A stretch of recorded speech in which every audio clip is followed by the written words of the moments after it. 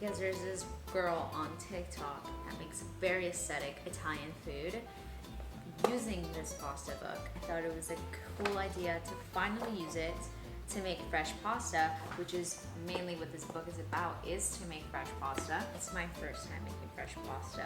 Without further ado, watch us hopefully not fuck up pasta. Look, he's on my foot.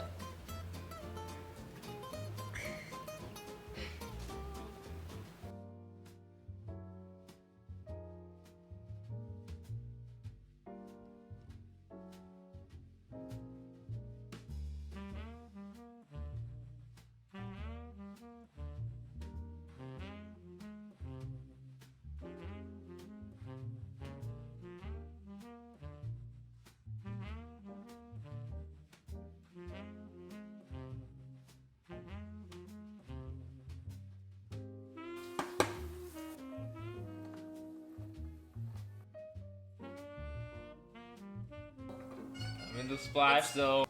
This is the weirdest part of making this sauce, squishing these tomatoes. Beth says I make the best tomato sauce, but only because I have tiny hands. The best.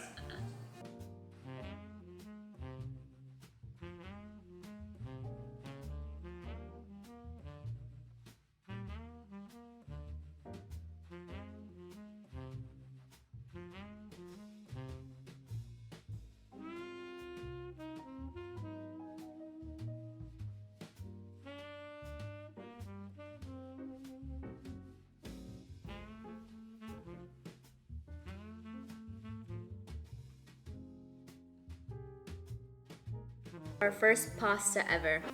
Cheers. Fuck this sauce.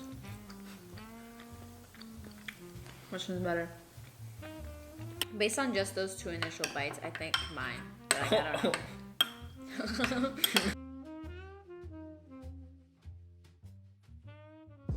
Ben has never made Colombian arepas before, so I'm gonna teach him how we make arepas in Colombia. You start off, babe, by cutting the plastic bag in half completely so that you have two sections.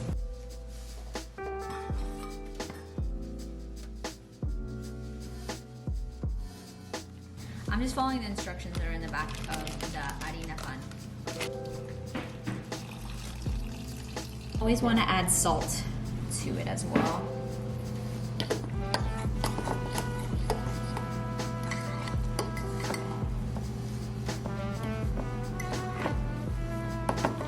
Oops. And now the fun part. Well, first you want to try the dough. Make sure it's salty enough.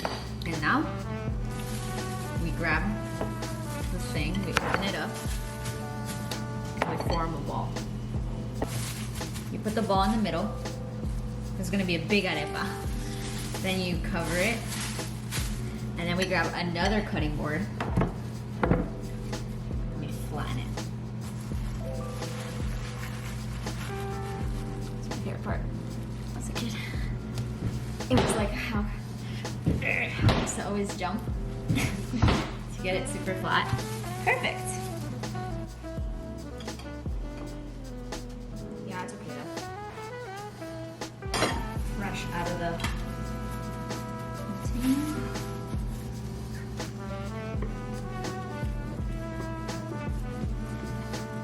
Salt.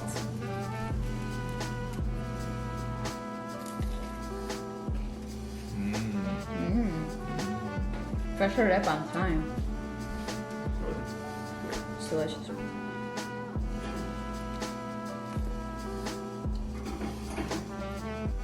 Arepas are a staple breakfast for Colombians.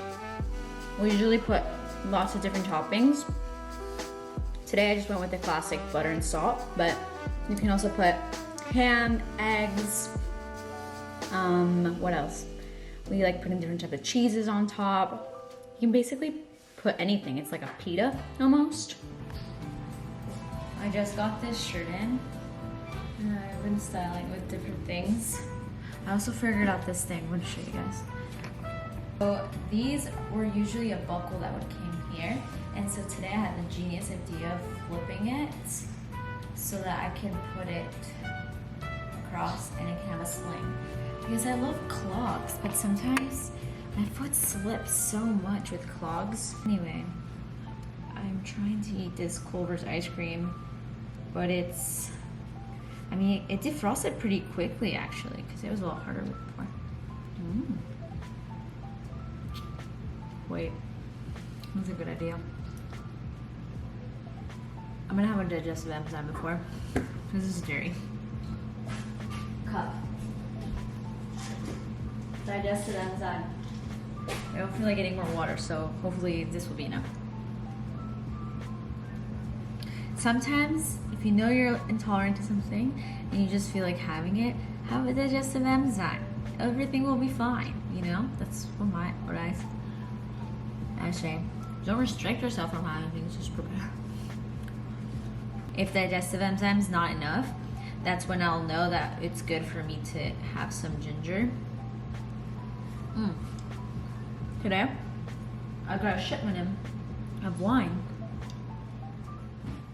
We got an exciting package in. Oh wow, look at this rosé from France. It's such a cute bottle. Wow. Un de et rosé, vin de France. Wow, your French is exquisite. We got the mix of red and white wine. Cantina de Solo Banco. We got the goods.